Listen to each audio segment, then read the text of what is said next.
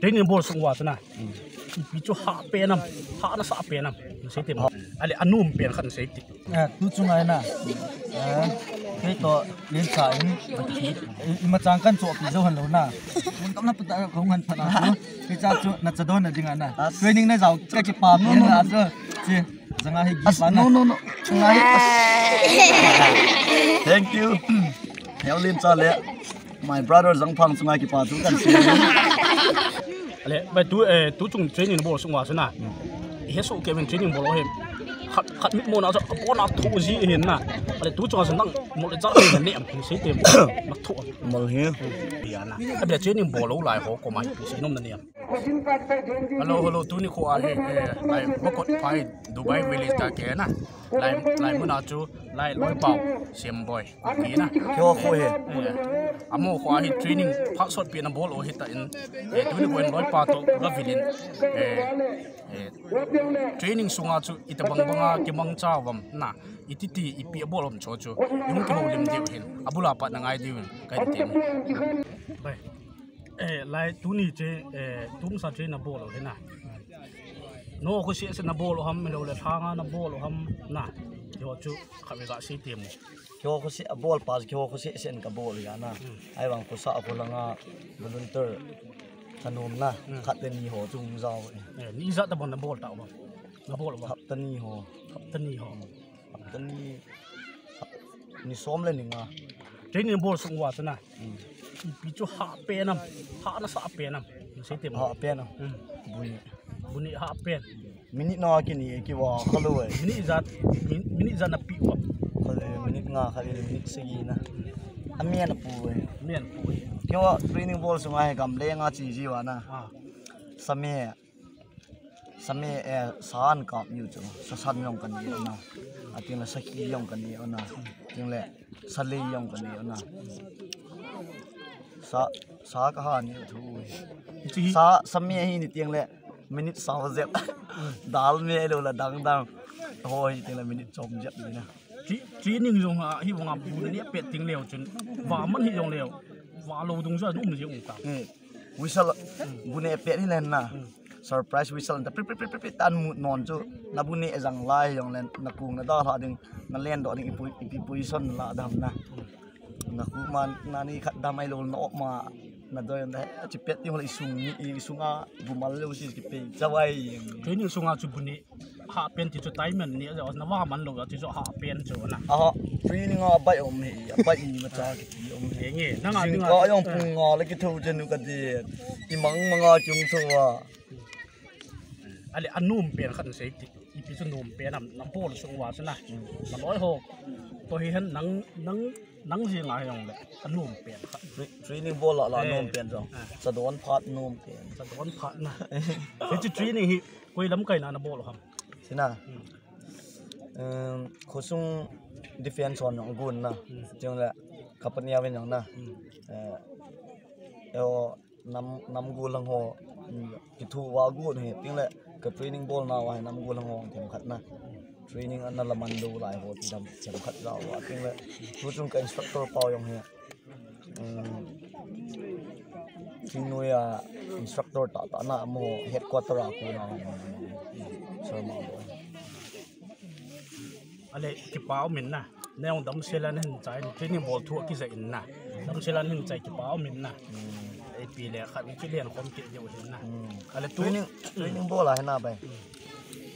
ha ka sa ho hin se ing ha to he training ball sung wa ha sa pen ho an se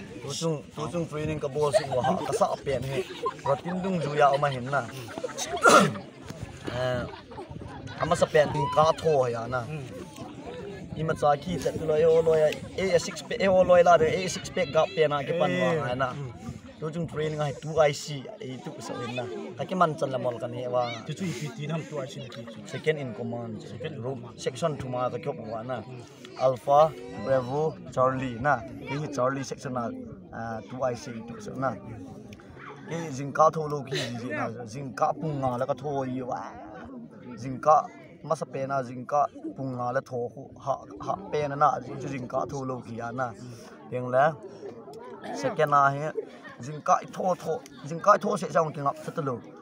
wisal hong gin chula folen na assembly ti dang folen ki del kit kang chula ahum lo mol ki ne kit sawa ki ne kit na chang ko ha khop sia ki na folen ki chai le a ki chai te le patia folen ki chai te le chi ground na wa kon phai ground Dubai ground na Dubai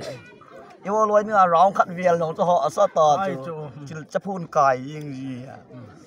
round khat ti ho nang pa round som ni le li chang in vial pi ju ka re chai na lang la ka wa tho ying ji ta Izun su lo yang kisu sa ki kilap yang na. Lai dung AVL chai pi ti ole. Lang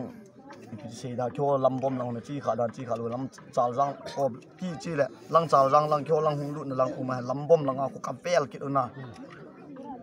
Lam bom jo ki pha ke nga kyung ki le le phadia lam bom ma kwan ki ke he ki na phai le to wa ko chang kung chunga ko in thai to sa ki do. Lai kong thun wa ka ti Jong cho ha ati la kong run leo la ya exercise ho bi po ka bol na exercise PPP bol long ji zo e ho zo de khat cha mi ki de kat ti I khu pi ta go yong le 6 pack in le the lo pai do na ka 6 pack on git lak ma ta yang la ji ki chai le bune pha hung he na bolen ka bol ke do whistle bune pha hung gin le ilun lun na bu ki tho ki ne pai the lo na group ma training ke ball hi na ka ke goal ki do teng le ka ke goal chai teng le jisu mel hoi jin te ka sa ke do na jisu mel hoi te ka so ban teng le first korean bung som chang som thum la khat ka sim ke do na atile kalawa mi khat in taun an man chai teng ka ke go do wa in charge 2 inch minute an ve na minute kit an vet to sa free an ti so kakine ate na kakine ate do nan ito yung si mo to thelo awai po da sa to pi bunga to pi kine so du la gang chal kine thei kit lo na yung la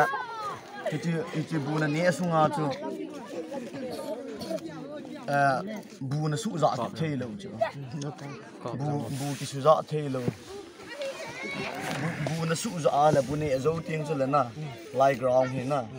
chi lai ground he kung na dop din na bu ne ngai da mu akal gi pi ka su za ki lo tai na ta na sa ma punishment lo ma la men gui punishment na min na training ball sunga na khat mi ham khat na ai lo haftan na asu na chika chu adoma pa or na numai hi yaw le adoma chu man nei man ho ko ipiti na gyan la khichi he mi zo si na ato yang umi tan na cha chu nang na doma nu nan kham nan nam ole to ai ipiti ya training sunga dinga ka dong manu chi instructor pa se da na na training sunga dinga ka dong manu chi ka kiwet swinging na kaluk pet uan lang bune pet ipi pet yang la chin ke lo the lo chi I tam khana na I mut pet le na ki det sui lo na ki kol cha lo la jan instructor ho lo le ko man ho ilang lang in charge on ong check ding chu ala do ka jingka ai lo la jan khang kim no surprise ong ki na pet ta position chi de la pin ball ni le na thal na ki ma haya la chun I mut ngai the jingka mol ne chu na nga lai amol ne nai kan underwear size song small ki su do ai tu chung training a hi nu mai izat nya na pasal izat ni nu me hi na abul langa ju kana tam tu som li ho vel lang ka hi ya na tua ki chai ni awa I hung ti ga matam som ya ra som ge ra som ni ha bo te na pasal wa hi abul langa chu som sagi lagu pam kan hi un a ki chai langai som gu pam bo ge ta na Japang ho wang ke ya 47 ki Japang ho group thuma ki hop na Japang aniaw lang nume ateng la kagalin jap lang na ko agoma he abul langa ka kisim la mi zakat la som group lang ki hen chain langa he zakat la som ni hambo ri cái ni giống na loi pa to nang hi training a bolet ki ken fu ka za ai ke cha chu loi pa to han kong surprise visit ka banga na hong han ka tho ka hong a hin bulang ka ne man cha chu nang hi anadam he dam lo ham ti hi ha na kong ne hen pathin si ne nam yal ra no hoi ji ji be ka ti bi ma nan he do me loi chen jam training sunga ki silu lo training sunga chu ja ve ne kisila hấp dẫn nhiều hồ cả lão vậy nè cái xin hồi mà cái xin lâu chưa hết đi à nè khát về trong cái xin lâu tiếng hà ông nọ lâu tiếng đi à cái bút thêm ra cái giảm mi về không cái xin ấy yêu năm cái giờ anh chơi luôn nè cái hạt tu ba lâu chăn cái sao anh cái xin đây anh cái tiếng hà hoa nó nọ đó lên tu ni price sang hồ là cái ao thì nè tu ni price sang pa namu lo kisil lo hang not lo pa namu na tu chung ai na cái to liên xã mà chàng căn chỗ bị dâu hẳn lâu na muốn cắm nắp ta không hẳn phật à cái cha chú na cha đón là đi ngàn na training na giàu cái chip palm nên là chứ gì rằng ai ghi phán no thank you theo liên cha lệ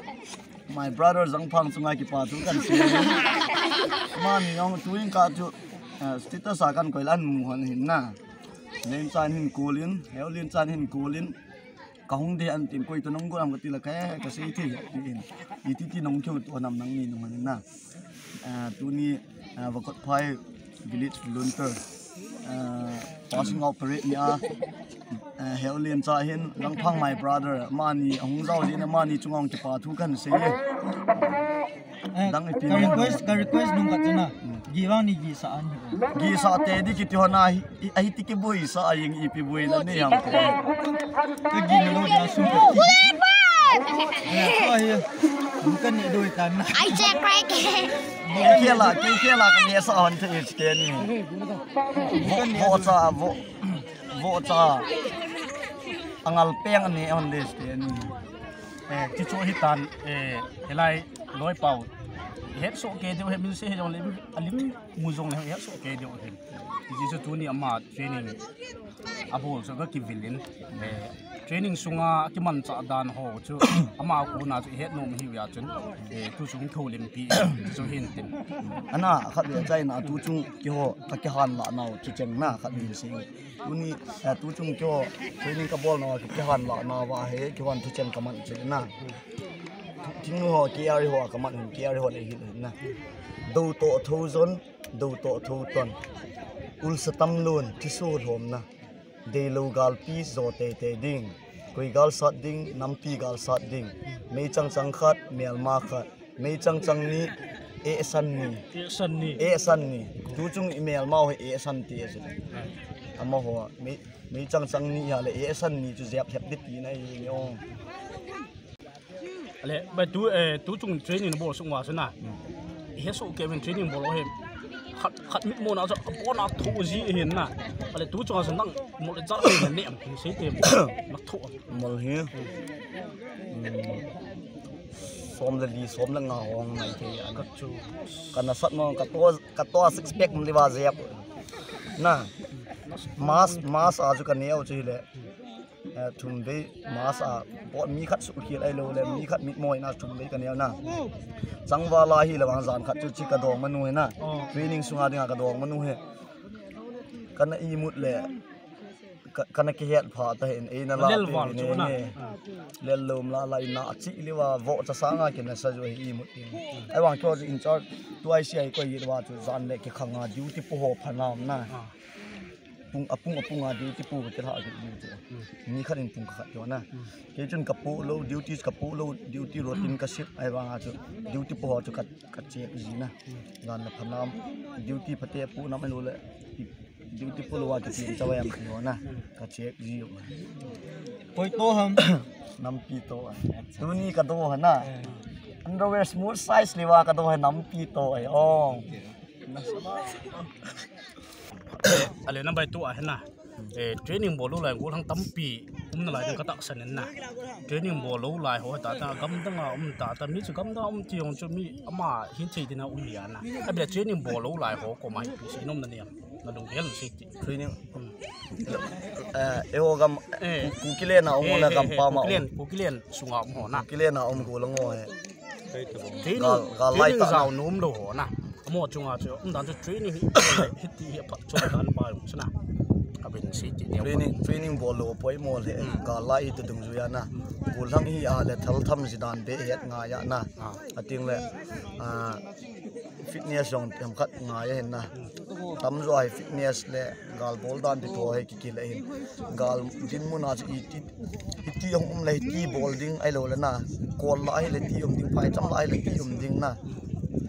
ma yo si ki le gal lai tu dung zuya asal homo hi nga lo gal sa dunga ki ku na le training ga ball te ai ti ka se ki pau me na ti su nang training na bol dam sa ni hin chai e pile ki pau me se mo do pau me ang o guys chan chui tan tin tu ne video chu mang khau ti bye anna sa mo siap ta bai